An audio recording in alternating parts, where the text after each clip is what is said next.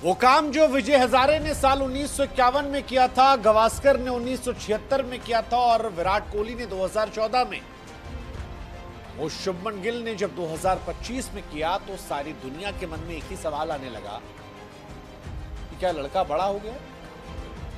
क्योंकि शुभमन गिल 29 पारियां सेना देशों में खेलते हैं लेकिन एक शतक नहीं लगा पाते। लेकिन जब जिम्मेदारी का ताज प्रिंस के माथे पर लगाया जाता है तो ऐसा लगता है कि प्रिंस अब किंग बनने निकल पड़ा है। वैसे ही जैसे 2014 में विराट ने किया, उसके पहले विराट भी एक साधारण प्लेयर थे। अगर आप स्टार्ट देखेंगे तो शुभमन और विराट में बहुत ज्यादा फर्क नहीं है कैप्टन बनने से पहले। लेकिन कप्तानी के बाद विराट के टेस्ट रिकॉर्ड बहुत विराट थे, वैसे ही शुभमन गिल के रिकॉर्ड क्या होंगे पता नहीं, लेकिन आगाज बड़ा खूबसूरत रहा।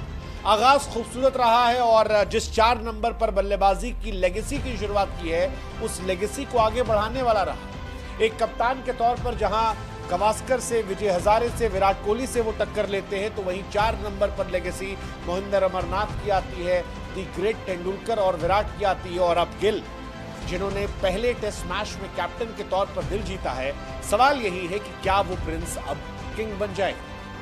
शुभमन गिल इससे पहले 92 हाईएस्ट उनका था और ये स्टार्ट था ऑस्ट्रेलिया में गैबा के साथ। वो पारी बड़ी खूबसूरत थी, वो मैच बड़ा खूबसूरत था जब इंडिया ने गैबा का घमंड तोड़ा था और अपने आप के लिए गैबा में एक नया गुरूर तय किया था। लेकिन उस पारी के बाद शुभमन उतने असरदार नहीं दिखे सेना देशों में। इंडिया में रन बनाते थे वो, इंडिया में उनके पास 5 टेस्ट सेंचुरीज थी, लेकिन विदेश में नहीं थी। ओवरऑल उनके पास 15 सेंचुरीज हो गई, लेकिन विदेश में नहीं थी, टेस्ट फॉर्मेट में। और अब शुभमन को जब पहली बार कप्तान बनाया गया तो पहली ही पारी में, पहले मैच में उन्होंने ये शतक लगाया।